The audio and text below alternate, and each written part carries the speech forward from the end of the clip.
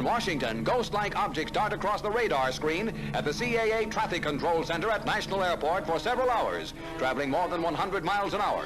Air Force jet fighters spend several hours chasing the objects plotted on the radar scope. Something else is out there. There's something else out there, okay.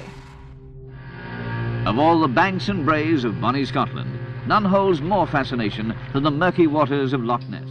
Tell me, do you think there is life on other planets? Well, I'm not quite sure, but I suppose there would be. No, he seems definite. You seem Definitely. definite about it. How do you see this life and where? Oh, I've seen a flying saucer. Blackwater Media presents Darkfall. Real-life encounters with the paranormal and the unexplained.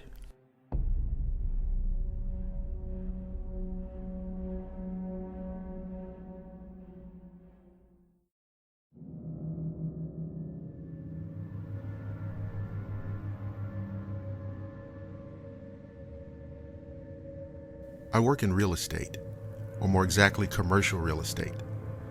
So my work takes me all over the place, from urban industrial areas to very off the beaten path, secluded areas, farmlands, development lands, etc. Well, on this particular day, which was in October of 2012, my last assignment of the day was to go out and survey an old farmstead near Cayuga in Haldimand County, which is about 30 miles south of Hamilton, Ontario. The place had been vacant since the 90s, and I arrived in the late afternoon, I'd say around 5:30. The place was the last one on a dead-end country road and couldn't be seen from the road. I went up the long driveway and proceeded to do my look-over of the place. Now, there were three structures: the house, a garage, and a large tool shed. I walked around to the front of the house, which was completely boarded up with no means of seeing inside. I proceeded around the far side toward the other buildings.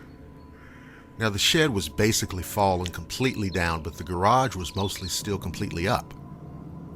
I noticed around the side door a lot of huge scratches, and the door was like half broken down but still held shut by a padlock on one side and the middle and upper hinge. The bottom part was forced inward, and the door and clapboards around it were covered with these scratches too.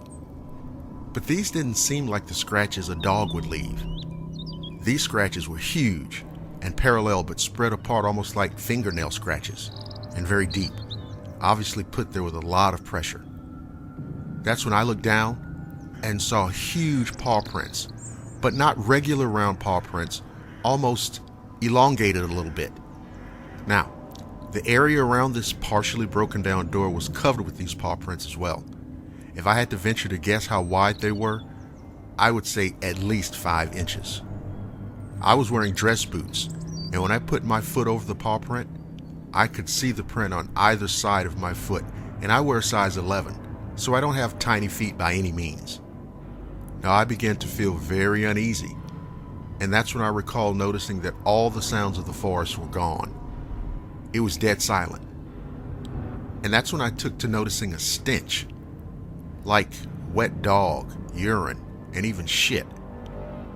I mean, the whole area just smelled rotten, like a swamp, rot and decay. But this smell was very strong and very, very putrid.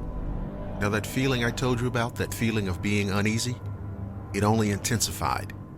And all of a sudden, I felt like I wasn't alone, and decided I'd seen enough and quickly headed back to my car. That's when I heard something in the bushes, and it sounded big. I mean, it was going through the trees very quickly and very hard. So I got back to my car, got my ass in, and locked all the goddamn doors. When I started the car and turned the lights on, that's when I caught eye shine in the tree line ahead of me. Now, my first thought was it might be a dog, or maybe even a fox. But the eye shine was not at the level that a dog's head would be. In fact, it was a hell of a lot higher. I would say 4 to 5 feet up, maybe even a bit higher. And although it was getting on toward dusk, and there were a lot of shadows, I caught sight of a large wolf-looking creature stepping out of the brush. I mean, this damn thing was so big that I knew that it couldn't be any kind of normal animal. But what made me freak all the way the fuck out was when it stood up on two legs. 3 words popped into my head. Time to go. So I quickly backed the car around right into a goddamn wet, marshy spot and got my car stuck. Holy shit. I'm out here in the fucking middle of nowhere. Car stuck in the marsh and a damn monster wolf lurking around in the area. But what's crazy too, I was still interested in watching this thing rather than where I was going, which of course was a mistake. So I got my attention quickly back to the car, and as I tried to free myself from the mud, I looked back to where the creature was, and it was gone. At the spot it had been, I could see further into the trees and thought maybe the creature had retreated back into the woodline. After several seconds of rocking my car back and forth, I managed to get out, and I left quickly. I don't think I've ever been so scared in my life. The creature seemed to almost radiate an intense sense of evil. I returned to that spot about 1.5 years later, and the place is gone.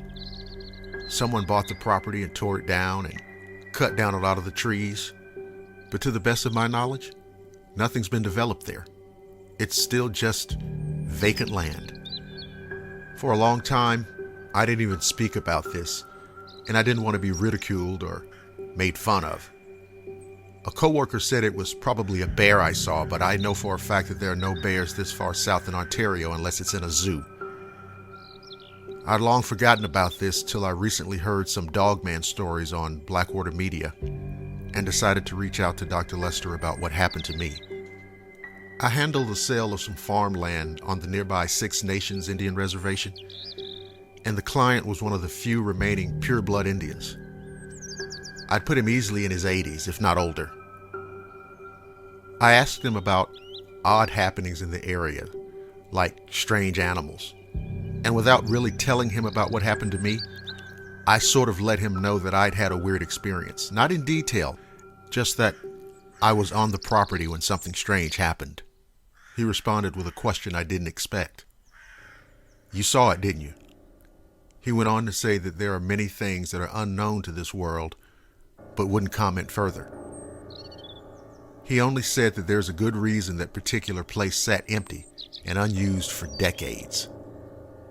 I had nightmares about that day for about 1 year afterwards, and I'm still very hesitant to do surveys in areas like that, because I have no desire to ever again be stalked by Dogman.